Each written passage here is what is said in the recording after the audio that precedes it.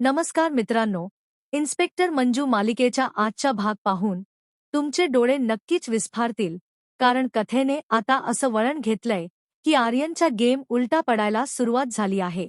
रात्रीच्या वेळी जेव्हा सगळे झोपलेले असतात तेव्हा सत्या गुपचूप मंजूला भेटायला येतो. मंजू मात्र प्रचंड टेन्शनमध्ये असते. तिला भीती वाटते की जर कोणी पाहिलं तर मोठा अनर्थ होईल. पण सत्या मात्र मजेत असतो. तो म्हणतो की आर्यन लग्नासाठी इतका उतावळा झालाय की साधी हळद लावण्याची पद्धतही तो विसरून गेलाय. पण मित्रांनो, या आनंदाच्या वातावरणात मिठाचा खडा पडतो जेव्हा आर्यनची आत्या त्यांचं हे बोलणं चोरून ऐकते. तिला मोठा धक्का बसतो की जिला ती मेजर समजत होती तो प्रत्यक्षात मंजूचा नवरा सत्य आहे. आता पुढे काय होणार हे जाणून घेण्याआधी जर तुम्ही आपल्या चॅनेलवर नवीन असाल तर लगेच सबस्क्राईब बटन दाबा, कारण अशाच रंजक घडामोडी मी तुमच्यासाठी रोज घेऊन येत असतो. आत्या जेव्हा त्यांना पकडते आणि आरडाओरडा करायला लागते तेव्हा मंजू आपली इन्स्पेक्टरची हुशारी दाखवते. ती आत्यालाच गप्प करते, कारण तिला माहीत असतं की आत्या स्वतः मंदाकिनी म्हणून खोटी ओळख सांगून इथे आली आहे. मंजू तिला 7 वर्षांच्या जेलची भीती दाखवते आणि आत्याची बोलतीच बंद होते. दुसरीकडे जयदेव आणि बलमा आर्यनला दारू पाजून त्याचं गुपित काढायचा प्रयत्न करत असतात.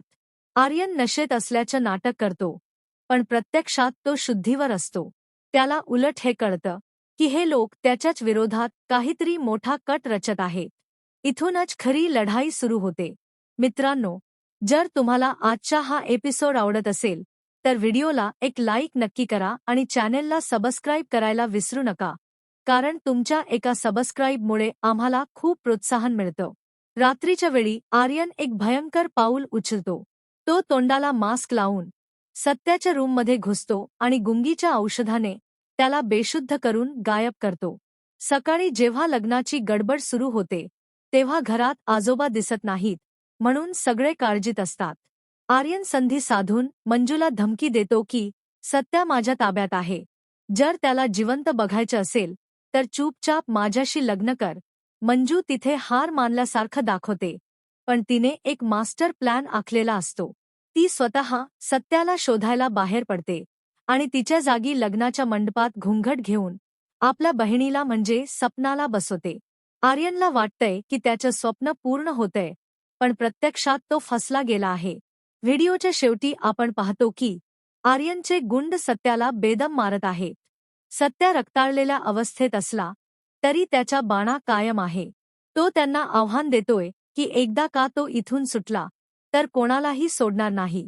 आता मंजू सत्यापर्यंत वेळेत पोहोचणार का, आणि आर्यनचं हे खोट लग्न कसं उघड पडणार, हे बघणं खरोखरच रोमांचक ठरेल. तुम्हाला काय वाटतं? मंजू